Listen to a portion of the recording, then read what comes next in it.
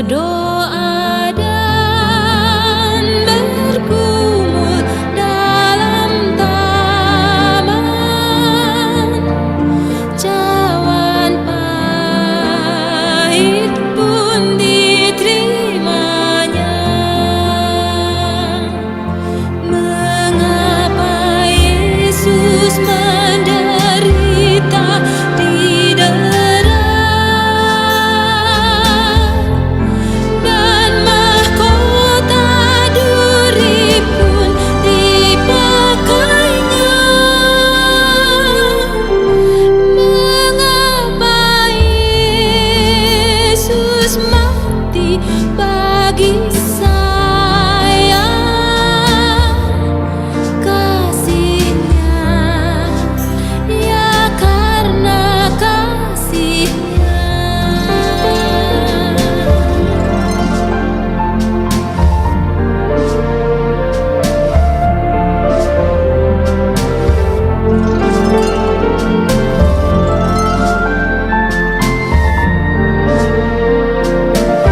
Mengapa Yesus memegang tanganku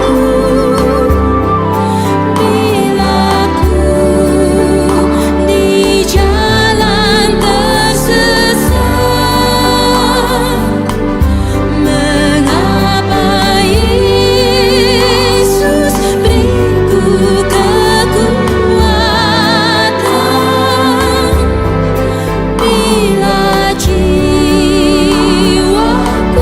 mulai penat?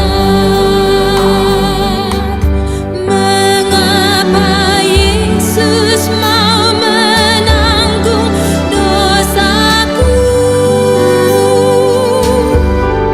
Beriku damai serta sukacitanya.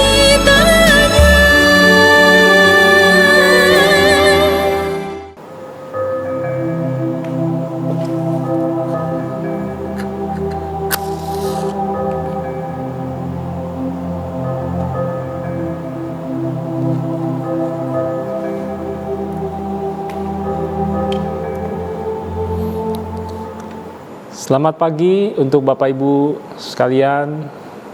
Minggu ini kita akan memasuki Minggu Prapaskah yang pertama. Mari kita siapkan hati dan pikiran kita untuk memasuki ibadah Prapaskah kita yang pertama dengan menyanyikan satu buah lagu, Kaulah Harapan.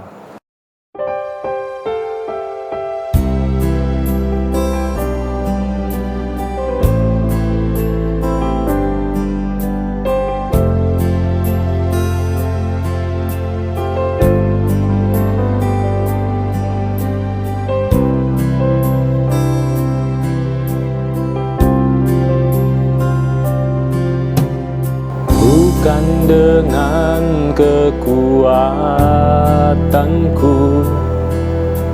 ku dapat jalani hidupku, tanpa Tuhan yang di sampingku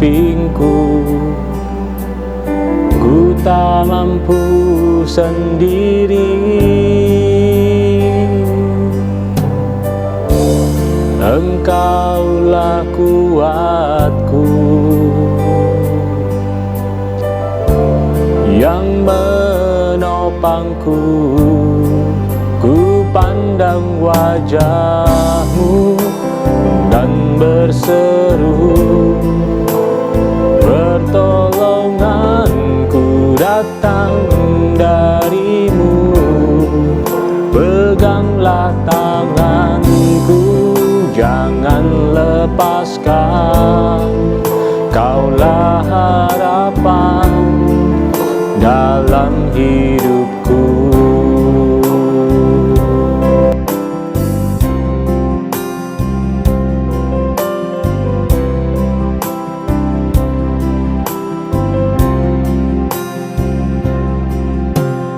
Bukan dengan kekuatanku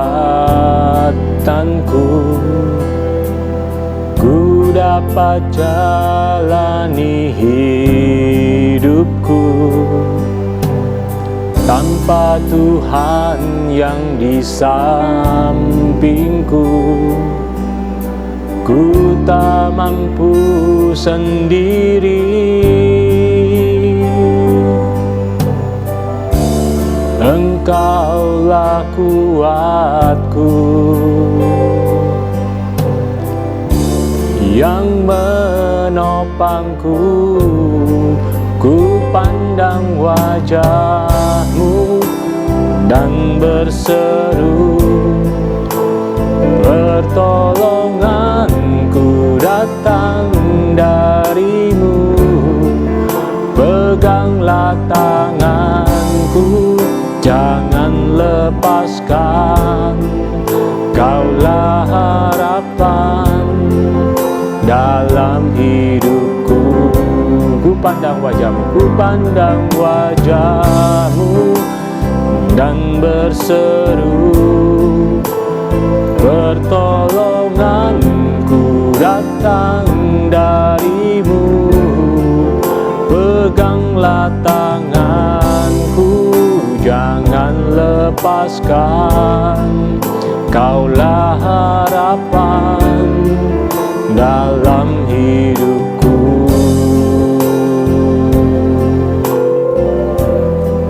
Ya, kita dalam hidup ini segala perkara dapat kita tanggung dalam Dia yang memberikan kekuatan kepadaku, kepada kita semua. Itu Filipi 4 ayat 13.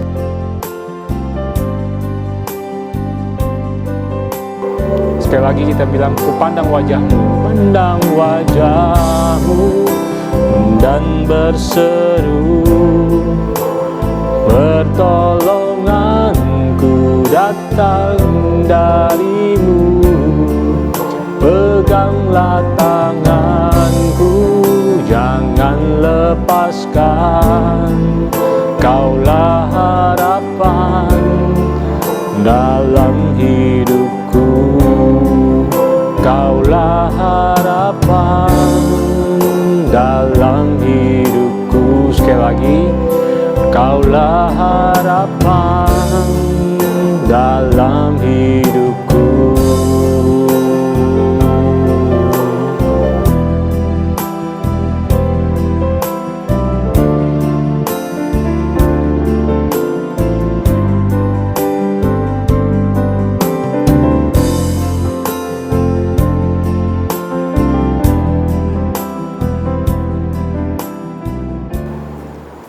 Kebaktian kita berlangsung dalam nama Bapa, Anak, dan Roh Kudus. Amin.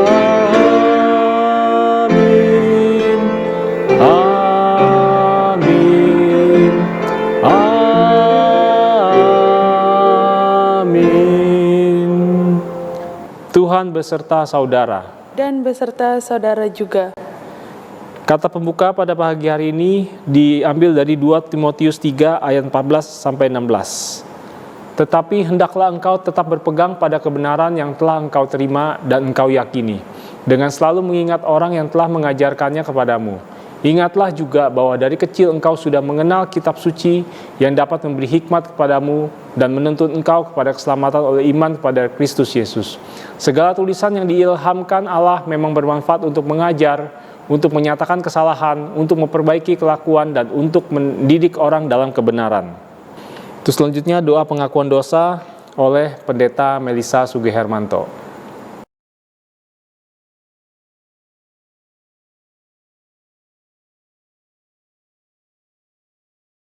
Saudara-saudara, tiba saatnya untuk kita mau mengakui dosa-dosa kita di hadapan Tuhan.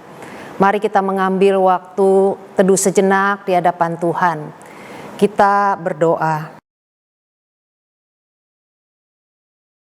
Bapa di surga, kembali kami datang. Kami seringkali ya Tuhan, tidak mengutamakan Tuhan di dalam hidup kami. Kami sebagai orang Kristen, berjalan tanpa Kristus. Seringkali ya Tuhan, kami enggan. Kami tidak mengkhususkan waktu untuk membaca firman-Mu. Sesungguhnya ya Tuhan, Engkau ingin berbicara, berkata-kata kepada kami, memberkati, membimbing kami menolong kami ketika kami memiliki masalah. Tapi Tuhan, kami berjalan tanpa Engkau, sehingga kami terseok-seok dalam menjalani kehidupan ini. Tuhan, kami sadar Tuhan, kekristenan, kebenaran-Mu tidak ada di dalam kehidupan kami. Sehingga ya Tuhan, hidup kami hanyalah sebatas menjadi orang Kristen. Ampunilah kami Tuhan, kalau kami tidak datang ke hadapan Tuhan, membiarkan Tuhan mempengaruhi pikiran-pikiran kami, membantu kami pada waktu kami mengambil keputusan. Tuhan, ampunilah kami, tolong kami supaya kami selalu menyediakan waktu untuk membaca firman-Mu, melihat kembali kehidupan kami, apakah kami sudah jauh daripada Engkau. Tuhan, kami ingin menikmati indahnya berjalan bersama dengan Tuhan. Bahagianya kami ketika kami hidup bersama-sama dengan Tuhan. Tuhan, sukacita itu seringkali tidak ada. Kami merasa hidup kekristenan kami penuh dengan begitu banyak pergumulan. Karena kami sendiri ya Tuhan tidak mencari Engkau, tidak membiarkan Engkau menopang kami. Kami tidak berseru-seru kepadamu. Tuhan, ampunilah kami. Layakan kami Tuhan sebelum kami beribadah kepada Engkau lebih lanjut. Sucikan kami.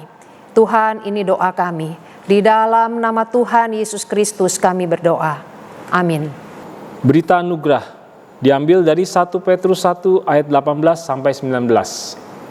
Sebab kamu tahu bahwa kamu telah ditebus dari cara hidupmu yang sia-sia yang kamu warisi dari nenek moyangmu itu, bukan dengan barang yang fana, bukan pula dengan perak atau emas, melainkan dengan darah yang mahal, yaitu darah Kristus, yang sama seperti anak domba yang tak bernoda dan tak bercacat. Demikianlah berita anugerah dari Allah. Syukur kepada Allah. Sebelum kita mendengarkan firman Tuhan, kita nyanyikan satu buah lagu, Di Bukit Golgota Nampaklah Salibmu, PPK 55. Di Bukit Golgota nampaklah salibmu, matahari bersuramlah.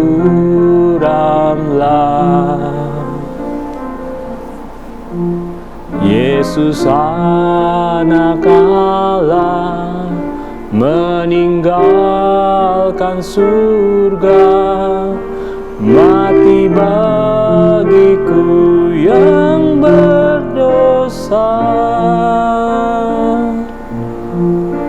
Maka ku tinggikan salibnya sampai bertemu dengan Bapa. Dengar katanya hamba setia,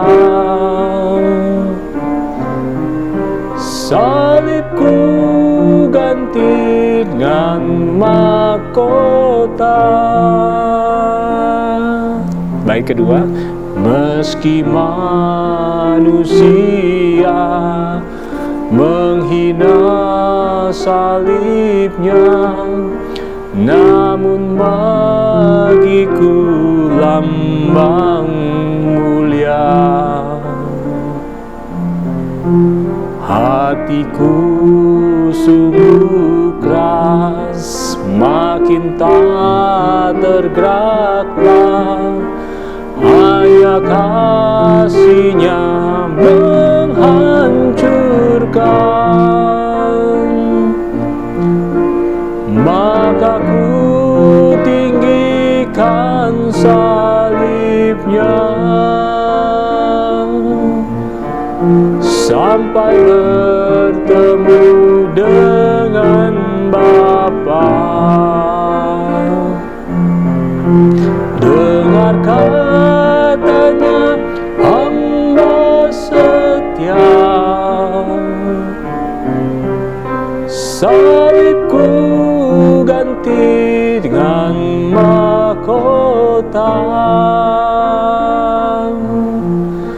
Salib di Golgota sudah tidak ada, namun jasanya tetap ada. Selamatkan manusia, hapuskan dosa, hatiku pun boleh sucilah. Maka ku tinggikan salibnya sampai bertemu dengan Bapa.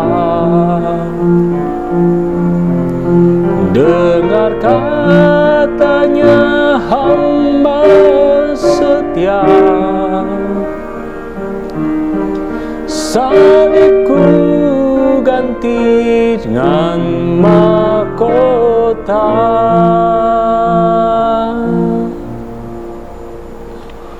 Waktu selanjutnya saya serahkan pada Pendeta Edward untuk menyampaikan firman Tuhan.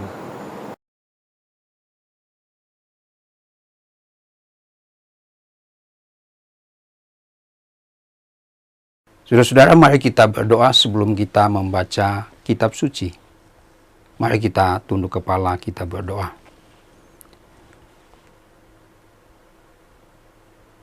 Bapa yang Maha Kasih, kami rindu mendengarkan sabda-Mu.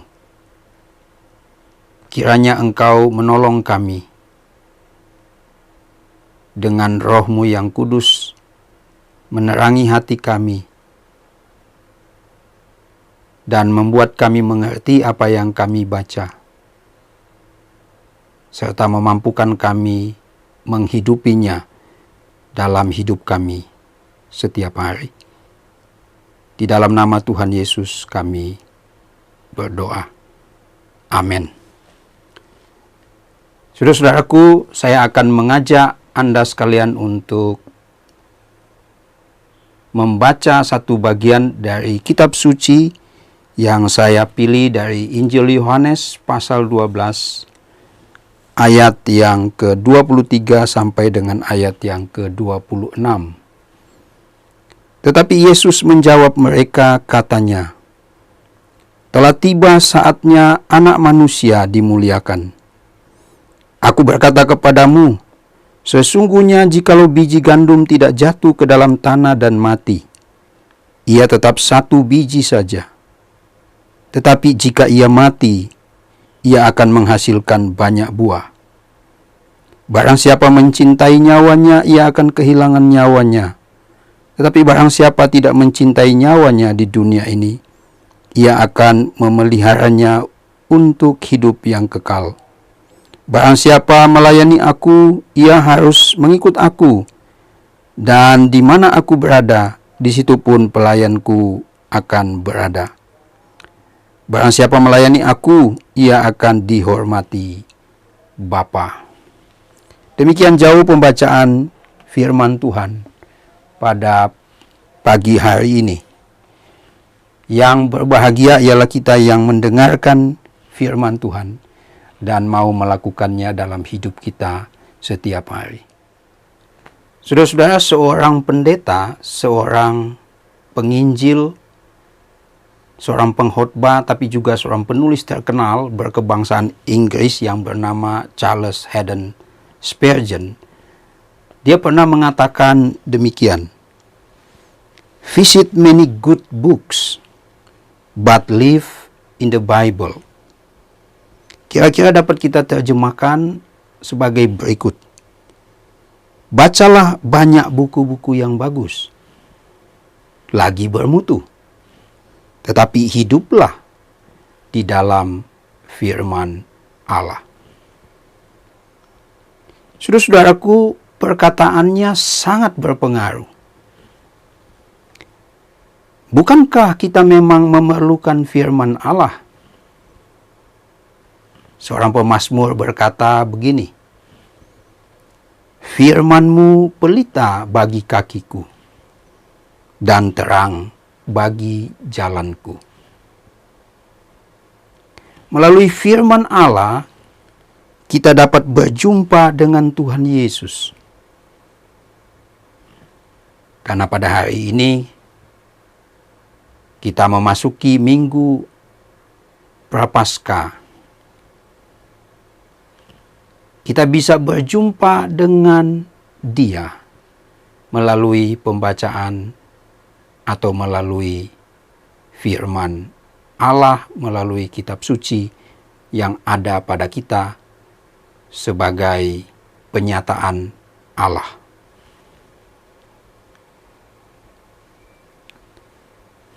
Hari ini pun kita mendengarkan pemberitaan firman Tuhan. Dan pemberitaan firman Tuhan pada pagi ini akan berada di bawah satu tema yang sangat penting, yakni kembali ke Alkitab. Kembali ke Alkitab. Tetapi sekali lagi, saya juga memberikan satu penekanan khusus. Selain kembali ke Alkitab, kembali juga kepada Tuhan Yesus. Back to the Bible. Repent to Jesus Christ. Saudara-saudara, orang-orang yang ingin berjumpa dengan Yesus, di dalam pembacaan kita tadi mengutarakan keinginan mereka. Dan mereka menjumpai murid-murid Yesus lalu berkata, "Tuhan, kami ingin bertemu dengan Yesus." Bertemu dengan Yesus. Ini sangat menarik perhatian.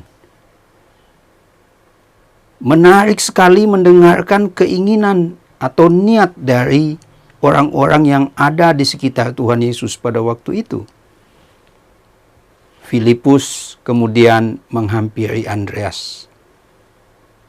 Dan mereka mendatangi Tuhan Yesus dengan maksud menyatakan atau memberitahukan bahwa ada orang-orang yang ingin berjumpa dengannya. Saudara-saudara yang Tuhan Yesus kasihi, menariknya, respons Tuhan Yesus mungkin tidak diharapkan, baik oleh murid-muridnya maupun oleh orang-orang yang rindu mau bertemu dengannya. Dan karena itu pada pagi ini kita akan memikirkan beberapa hal penting. Melalui Injil Yohanes pasal 12 ayat yang ke-20 sampai 36 dan juga melalui surat yang ditulis oleh Paulus kepada Timotius di dalam 2 Timotius 3 ayat 14 sampai dengan 16. Kita akan memikirkan beberapa hal sebagai berikut. Dalam Minggu Prapaskah ini kita mengingat kembali bagaimana Tuhan Yesus merespons keinginan dari orang banyak tadi untuk berjumpa dengannya. Tuhan Yesus mengatakan begini, pada hari ini atau sekarang sudah tiba saatnya Anak Manusia dimuliakan. Tuhan Yesus dimuliakan. Tetapi Tuhan Yesus dimuliakan bukan seperti pengalaman Rasul Yohanes, Rasul Petrus, dan Rasul Yakobus. Tetapi Yesus dimuliakan yang dikatakan oleh Tuhan Yesus sendiri adalah Ia turun ke dunia orang mati. Yang kedua, di bagian lain di dalam pembacaan kita juga menemukan Yesus mengatakan begini, Anak manusia harus ditinggikan dan dia akan menarik banyak orang kepadanya. Tuhan Yesus ditinggikan. Sama artinya dengan mengatakan bahwa disinilah apa yang menjadi inti dari kekristenan, di mana Kristus Yesus disalib. Ditinggikan berarti di sini Yesus dipaku di atas kayu salib. Yang lain yang juga perlu kita pikirkan adalah Yesus diberitakan. Banyak kitab suci, banyak bagian-bagian kitab suci Perjanjian Lama yang memberitakan tentang kedatangan Tuhan Yesus, inkarnasi Tuhan Yesus. Tetapi juga bagaimana Tuhan Yesus menggenapi semua apa yang Ia harus lakukan, yakni Ia menjadi tebusan bagi banyak orang. Yesus dinubuatkan. Yesus ditulis di dalam kitab suci, tapi juga Yesus diberitakan. Kitab suci dengan sangat jelas menyatakan kepada kita bahwa kita mau mengenal Yesus, kita dapat mengenalnya melalui kita membaca kitab suci. Mengenal Tuhan Yesus, mengenal kitab suci. Mengenal Tuhan Yesus, mengenal kebenaran, dan mengingat semua apa yang Ia ajarkan selama Ia berada di dalam dunia ini. Saudara-saudaraku yang Tuhan Yesus kasihi, ketika Tuhan Yesus berkata kepada orang banyak tadi, bahwa saatnya telah tiba, Anak Manusia akan dimuliakan. Yesus menekankan satu hal penting, yakni bahwa Ia akan turun ke dalam dunia orang mati. Inilah berita Injil yang disampaikan Tuhan Yesus. Berita Injil sekarang ini yang kita dengar melalui kitab suci yang kita baca, yaitu Yesus mati.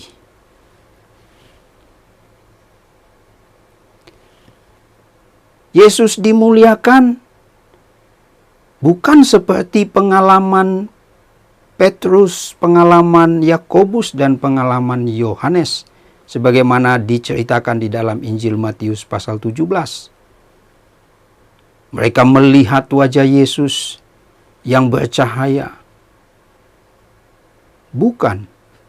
Tetapi Yesus turun ke dalam dunia orang mati.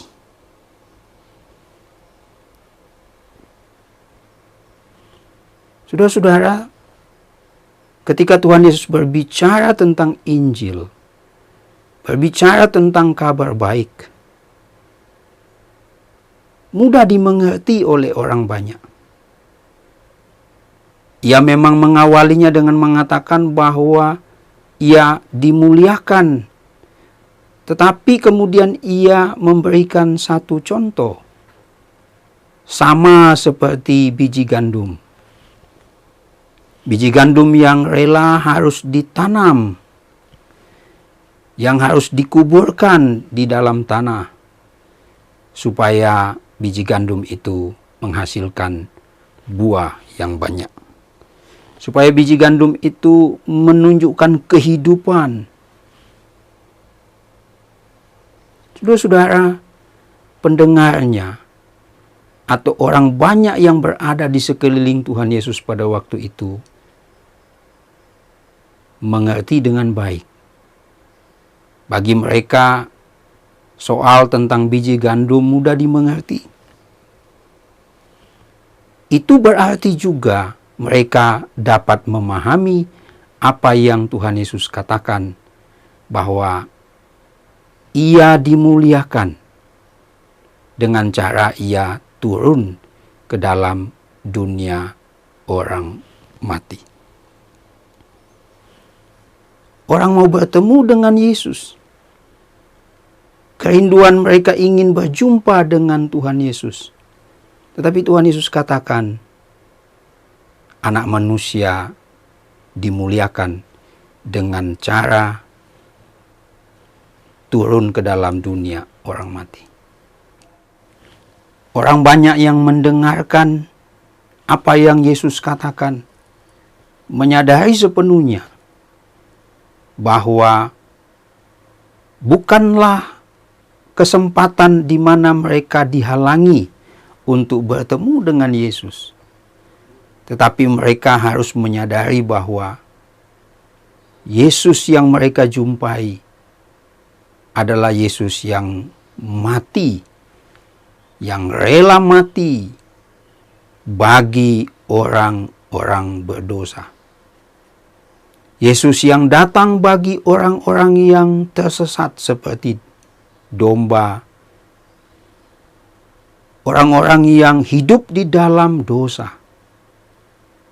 Yesus yang datang bagi kita, bagi saya dan bagi saudara yang memang hidup di dalam dosa. Ketika kita mau bertemu dengan Yesus,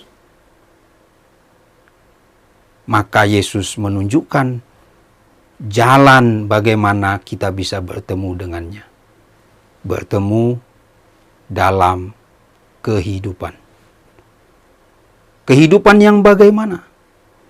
Kehidupan yang harus dibayar oleh Tuhan Yesus sendiri dengan cara Ia turun ke dalam dunia orang mati supaya memberikan kepada kita kehidupan. Saudara-saudaraku yang Tuhan Yesus kasihi,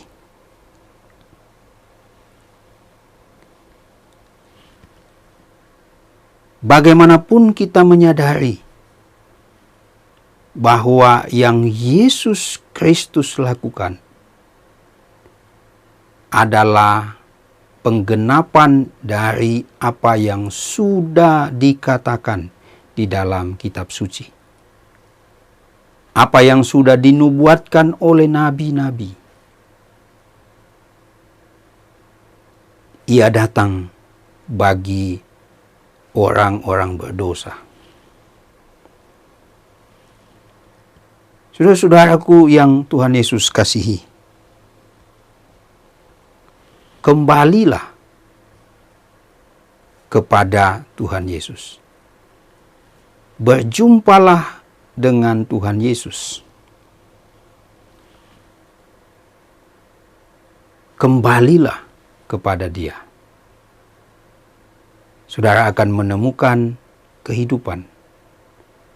Kehidupan itu adalah kehidupan yang baru yang Tuhan Yesus berikan karena Ia rela menyerahkan nyawanya di atas kayu salib untuk menebus kita. Saudara-saudara, berita Injil yang Tuhan Yesus sampaikan tadi, yang mengejutkan bagi orang-orang yang mendengarkan jawaban yang mungkin tidak diinginkan ketika mereka ingin bertemu dengan Yesus, diulangi kembali oleh Tuhan Yesus. Pada kesempatan pertama, Yesus berkata bahwa Anak Manusia dimuliakan seperti biji gandum yang harus dikubur di dalam tanah.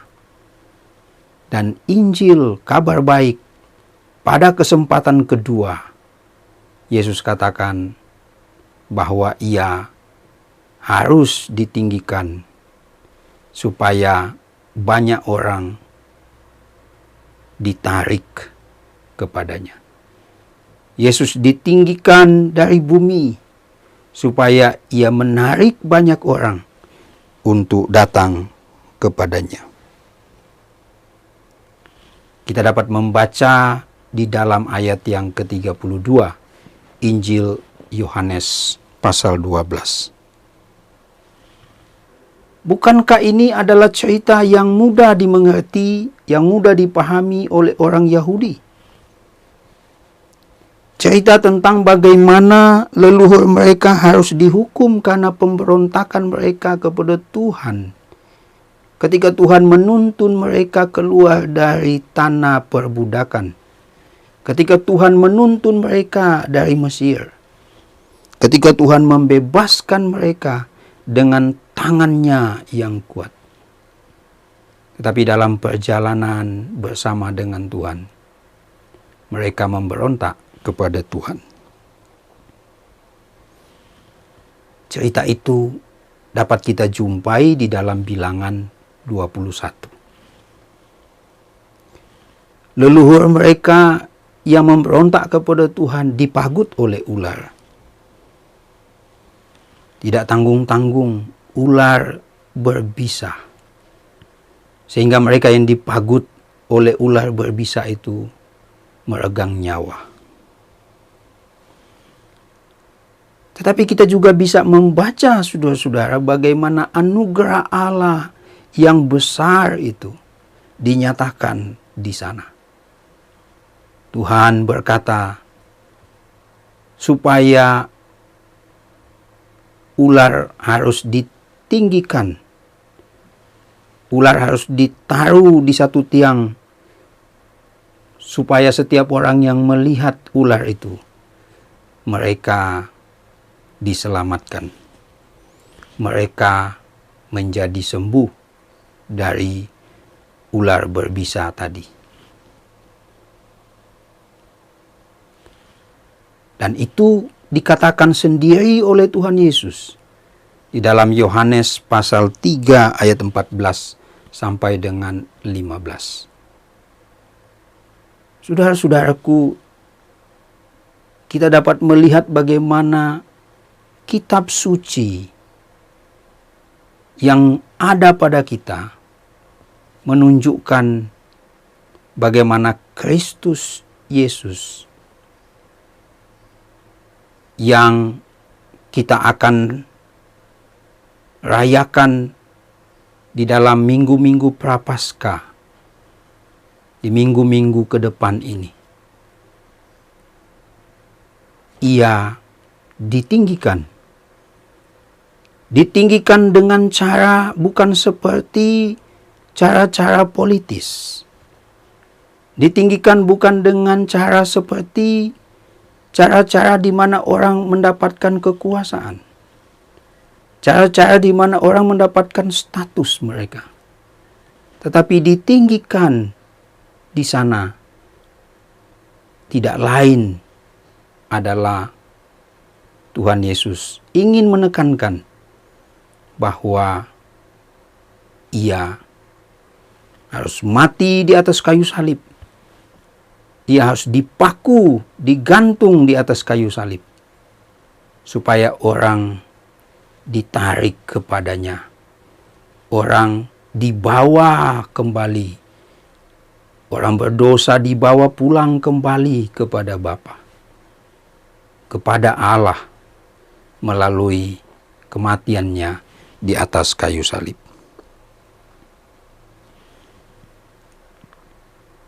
Sayang sekali ketika Tuhan Yesus mengatakan dua hal ini. Tuhan Yesus mengatakan bahwa ia akan seperti biji gandum yang turun ke dalam tanah. Tuhan Yesus mengatakan ia seperti ular yang kemudian dipaku, ditinggikan, dinaikkan di satu tiang. Tidak lain menunjukkan betapa cinta kasih Allah dengan mengorbankan anaknya yang tunggal. Sayang sekali orang Yahudi yang ada di sekitar Yesus pada waktu itu. Orang Yahudi yang memiliki kitab suci Perjanjian Lama. Kemudian mereka berkata, kami mendengarkan bahwa di dalam hukum Taurat, Mesias tidak akan mati. Saudara-saudara, perkataan orang-orang yang ada di sekitar Yesus pada waktu itu terbungkus di dalam nuansa politik. Ketika mereka mengatakan bahwa Mesias tidak akan mati, mereka sebenarnya menginginkan Yesus untuk menjadi tokoh politik yang membebaskan mereka dari tirani kekuasaan Romawi yang membelenggu mereka. Tetapi Yesus yang mengatakan dia harus ditinggikan bukan dalam jubah politis, bukan dalam jubah kekuasaan, tetapi ia ditinggikan dalam cinta kasih dan rahmat Allah yang besar.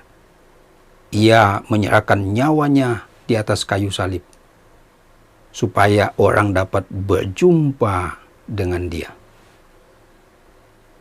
Saudara-saudaraku, inilah berita Paskah yang harus kita renungkan. Gereja di kalender gerejawinya akan merayakan, akan merenung pada minggu-minggu Prapaskah ini. Tetapi satu hal yang mesti kita ingat, bahwa Kristus Yesus mengundang kita bertemu dengannya melalui pengorbanan, melalui kematiannya yang membawa kehidupan kepada kita.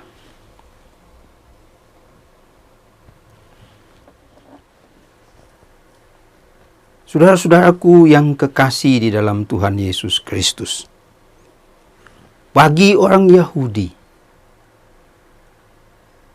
bagi mereka tidak sulit untuk mendapati bagaimana janji Allah tentang pembebasan dan tentang keselamatan diberitakan. Sebagaimana di dalam pembacaan kita dikatakan bahwa di dalam Injil Yohanes pasal 12, di sana dikatakan orang-orang Yahudi mendengarkan di dalam hukum Taurat, tetapi mereka memberi telinga pada berita yang tidak semestinya mereka dengar. Mereka mengharapkan kebebasan dari belenggu tirani, dari kerajaan Romawi. Tetapi mereka lupa bahwa mereka dibelenggu oleh dosa. Seperti halnya juga bagi orang Yahudi, bagi kita juga tersedia kitab suci. Kita dapat berjumpa dengan Yesus melalui pembacaan kitab suci. Kita dapat mengenalnya melalui pembacaan kitab suci. Kita dapat mengenal isi hatinya melalui kitab suci. Kita dapat mengenal apa yang Yesus lakukan, karyanya melalui kitab suci. Di tangan kita semua sudah dinyatakan. Tuhan Yesus diberitakan. Tuhan Yesus dinubuatkan. Dan Tuhan Yesus disaksikan. Saudara-saudaraku, Perhatikan baik-baik apa yang dikatakan oleh Rasul Paulus. Rasul Paulus mengatakan bahwa mengenai kematiannya hingga kebangkitannya, kebangkitan Tuhan Yesus, kematian dan kebangkitan Tuhan Yesus, semuanya sesuai dengan apa yang dikatakan oleh kitab suci. Ia berkata demikian, sebab yang sangat penting telah kusampaikan kepadamu, yaitu apa yang telah kuterima sendiri ialah bahwa Kristus telah mati karena dosa-dosa kita sesuai dengan kitab suci, bahwa ia telah dikuburkan dan bahwa ia telah dibangkitkan pada hari yang ketiga sesuai dengan kitab suci. 1 Korintus 15 ayat 3 sampai 4. Saudara-saudara, mari kita menggarisbawahi perkataan Paulus sesuai dengan kitab suci. Bukankah kita perlu bersyukur kepada Allah Tritunggal kalau kita memiliki kitab suci di tangan kita? Kitab suci yang menyatakan, kitab suci yang memberitakan, dan kitab suci yang menyaksikan siapa Tuhan yang kita percayai dan apa yang Ia kehendaki di dalam hidup kita.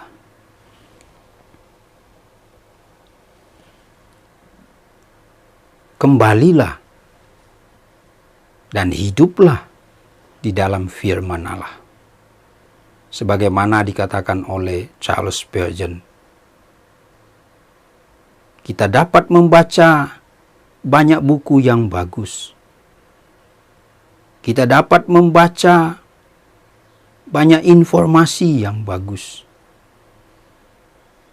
Tetapi satu hal yang tidak boleh kita lupakan. Kita harus hidup di dalam firman Allah. Itu artinya adalah kita harus mengenal kitab suci kita. Karena di dalam pengenalan kitab suci itu kita dapat menemukan atau kita dapat berjumpa dengan kebenaran. Bahkan kita bisa hidup di dalam ajaran-ajaran yang sehat. Saudara-saudaraku yang Tuhan Yesus kasihi, itulah yang menjadi penekanan Rasul Paulus kepada Timotius. Ia menekankan supaya Timotius di dalam pelayanannya memperhatikan kebenaran dan ajaran yang sudah ia terima, yang sudah ia dengarkan, yang sudah ia hidupi. Saudara-saudara, pengajaran yang tidak sehat berkembang pesat akhir-akhir ini. Dan kita tidak bisa menutup mata atau terkejut. Karena di mana ada ajaran yang sehat, di sana pun akan ada lawan, yaitu ajaran yang tidak sehat. Timotius berada di Efesus. Ia melayani jemaat di sana. Dan Paulus menekankan hal itu. Ada ajaran yang tidak sehat, yang berkembang dan yang sedang memengaruhi jemaat yang ia layani. Perhatikan baik-baik apa yang Rasul Paulus katakan. Dan ini sangat penting mengingatkan kita kembali. Kita harus kembali kepada pengenalan kita. Kita mengenal kitab suci, mengenal firman Tuhan, mengenal Alkitab yang ada pada kita. Rasul Paulus berkata begini, tetapi engkau telah mengikuti ajaranku, cara hidupku, pendirianku, imanku, kesabaranku, kasihku, dan ketekunanku. Tetapi hendaklah engkau tetap berpegang teguh pada kebenaran yang telah engkau terima dan engkau yakini, dengan selalu mengingat orang yang telah mengajarkannya kepadamu. Ingatlah juga bahwa dari kecil engkau sudah mengenal kitab suci yang dapat memberi hikmat kepadamu dan menuntun engkau kepada keselamatan oleh iman kepada Kristus Yesus. Segala tulisan yang diilhamkan Allah memang bermanfaat untuk mengajar, untuk menyatakan kesalahan, untuk memperbaiki kelakuan, dan untuk mendidik orang dalam kebenaran. Kita dapat membaca di dalam 2 Timotius pasal 3 ayat yang ke-10 sampai dengan ayat yang ke-16. Saudara-saudara, Timotius diingatkan oleh Rasul Paulus bahwa sejak kecil ia telah mengenal kitab suci. Tentu saja Timotius membaca kitab suci. Tetapi seringkali dua hal ini berbeda. Membaca dan mengenal kitab suci adalah dua hal yang tidak mudah dan tidak gampang kita bisa samakan. Belum tentu membaca kitab suci, tetapi mengenal kitab suci. Tetapi mengenal kitab suci sudah pasti adalah satu jaminan dia membaca kitab suci dengan benar. Berhenti pada bacaan tidak akan menuntun kita pada pengenalan. Justru sebaliknya hal itu akan menjadi sia-sia.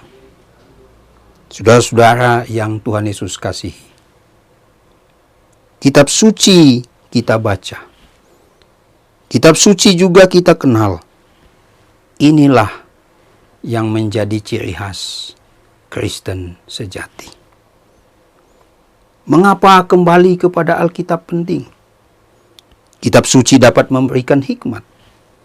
Kitab suci dapat menuntun kepada keselamatan melalui iman kepada Yesus Kristus.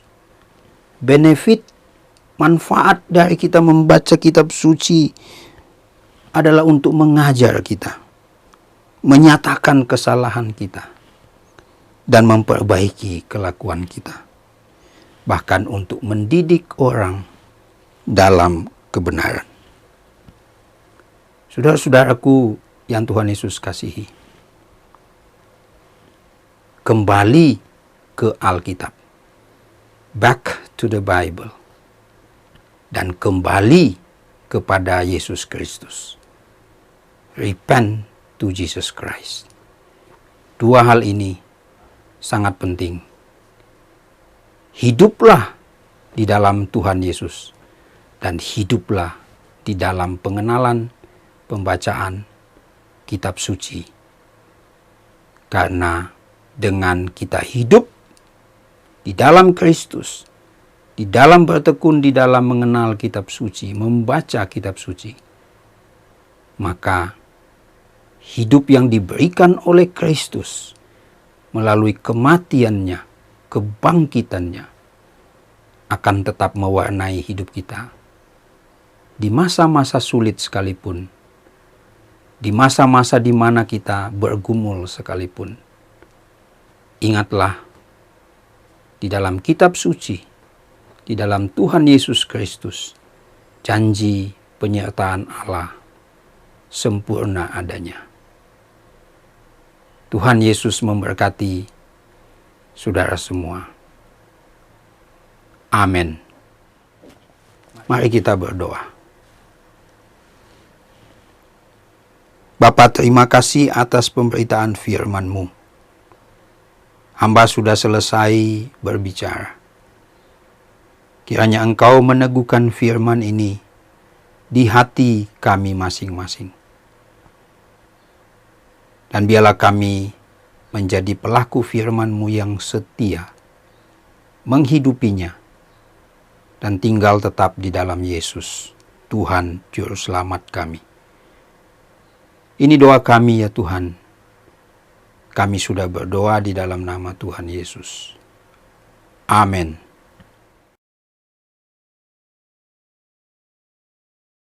Mari kita mengaitkan pengakuan iman rasuli. Pengakuan iman rasuli. Aku percaya pada Allah, Bapa yang Maha Kuasa, Khalik langit dan bumi, dan kepada Yesus Kristus, anaknya yang tunggal Tuhan kita, yang dikandung daripada Roh Kudus, lahir dari anak darah Maria, yang menderita di sengsara di bawah pemerintahan Pontius Pilatus, disalibkan, mati dan dikuburkan, turun ke dalam kerajaan maut. Pada hari yang ketiga, bangkit pula dari antara orang mati, naik ke surga, duduk di sebelah kanan Allah, Bapa yang Maha Kuasa. Dan dari sana ia akan datang untuk menghakimi orang yang hidup dan yang mati. Aku percaya pada Roh Kudus, gereja yang kudus dan am, persekutuan orang kudus, pengampunan dosa, kebangkitan orang mati, dan hidup yang kekal. Amin. Selanjutnya, kita akan menaikkan doa syafaat yang akan dipimpin oleh Pendeta Melisa Sugihermanto.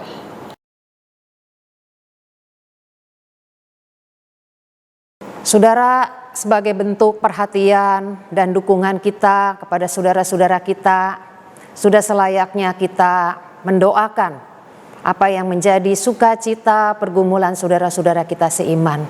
Mari kita masuk di dalam doa syafaat.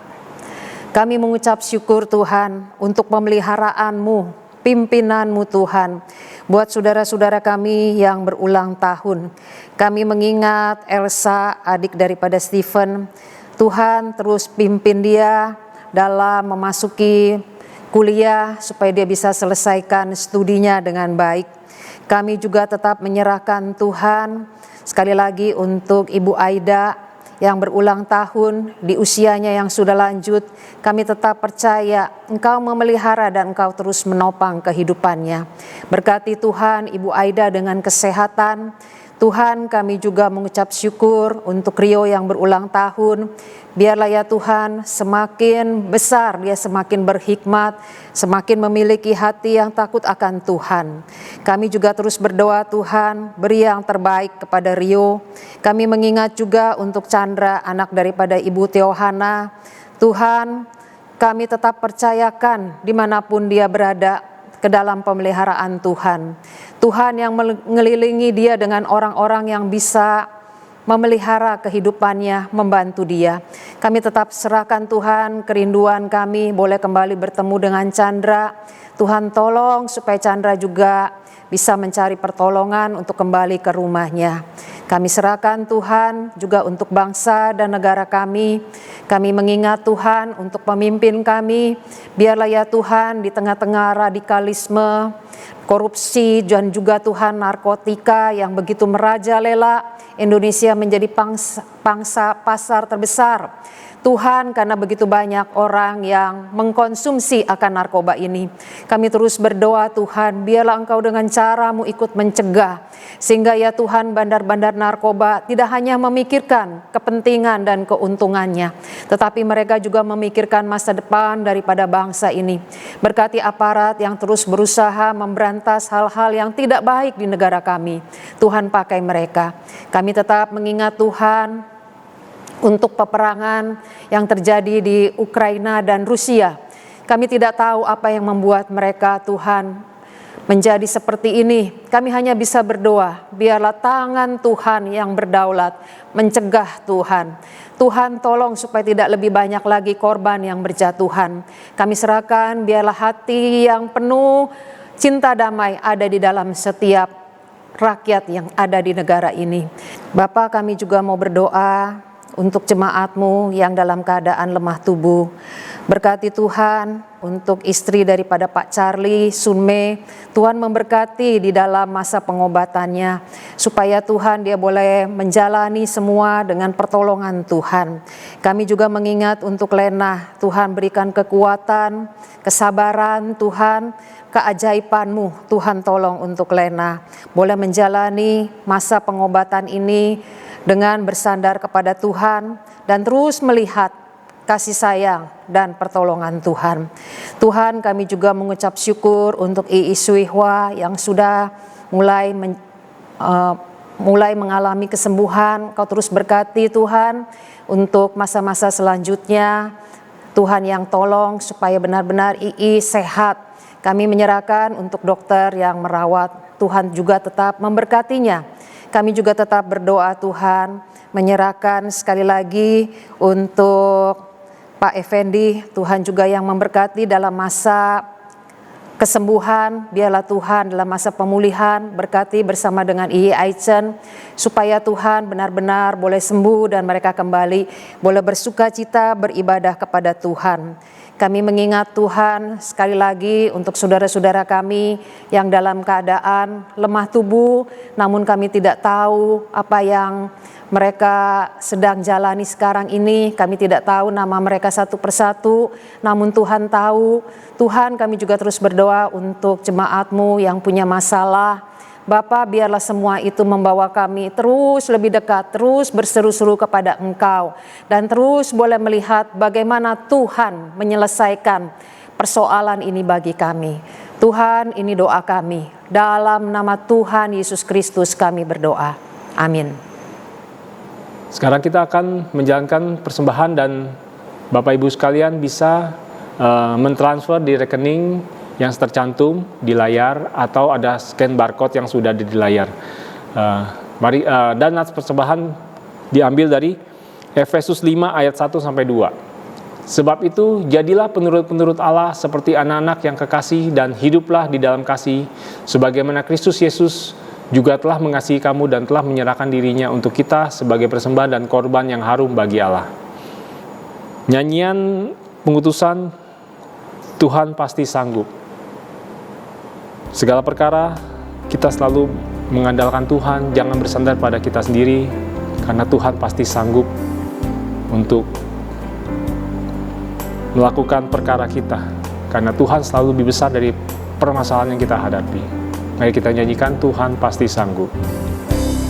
Kuatkanlah hatimu, lewati setiap persoalan. Tuhan Yesus selalu menopangmu.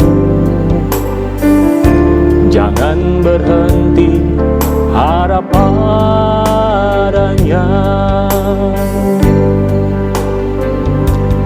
Tuhan pasti sanggup. Tangannya takkan terlambat untuk mengangkatmu. Tuhan masih sanggup. Percayalah, Dia tak tinggalkanmu.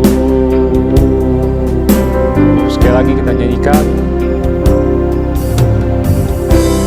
Kuatkanlah hatimu, lewati setiap persoalan. Tuhan Yesus selalu menopangmu. Jangan berhenti harap padanya. Tuhan pasti sanggup. Tuhan pasti sanggup. Tangannya takkan terlambat untuk mengangkatmu. Tuhan pasti sanggup. Percayalah, Dia tak tinggalkanmu. Waktunya Tuhan bukan waktu kita. Sesungguhnya Allah adalah penolongku, Tuhanlah yang menopang aku. Jangan pernah berhenti berharap kepada Tuhan, karena segala perkara selalu Tuhan pasti sanggup untuk mengalahkannya. Dan jangan bersandar pada kekuatan kita. Tuhan Tuhan pasti sanggup. Tangannya takkan terlambat untuk mengangkatmu. Tuhan pasti sanggup. Percayalah, Dia tak tinggalkanmu. Percayalah, Dia tak tinggalkanmu.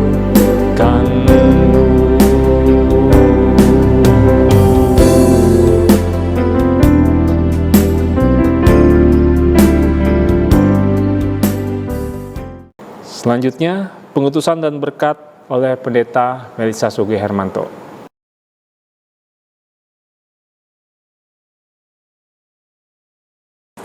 Saudara-saudara, hari ini kita telah mendengar firman untuk kita kembali kepada Alkitab. Kita kembali memikirkan kebenaran-kebenaran yang tertera di dalam Alkitab. Biarlah pemikiran kita dipengaruhi oleh firman Tuhan. Pada waktu kita mengalami pergumulan, kita tahu bahwa kita tidak sendirian. Apapun yang terjadi di dalam hidup kita, biarlah kita mengingat janji-janji Tuhan di dalam firman-Nya, membuat kita tetap kuat, tenang, dan percaya bahwa kita bisa melewatinya bersama-sama dengan Tuhan. Terimalah berkat Tuhan. Kasih sayang dari Tuhan Yesus Kristus boleh kita rasakan di dalam kehidupan kita. Kita yang telah ditebus, diselamatkan oleh darah Kristus, sudah pasti Tuhan juga akan menopang kita, memberikan kepada kita kekuatan yang luar biasa. Cinta kasih dari Allah Bapa yang sudah menciptakan dunia ini, mengutus Yesus Kristus datang ke dalam dunia. Pertolongan, penghiburan, kekuatan, penyertaan dari Allah Roh Kudus benar-benar menjadi milik kita, sehingga kita menjalani hidup kekristenan kita dengan penuh kedamaian yang dari Tuhan. Diberkatilah hidupmu, diberkatilah perjalananmu bersama dengan Tuhan, sehingga kita merasakan satu keperbedaan dengan orang-orang yang berada di luar Tuhan. Diberkatilah seluruh hidupmu dari sekarang sampai selama-lamanya. Amin. Hosiana, Hosiana, Hosiana, Hosiana, Hosiana. Amin, amin, amin.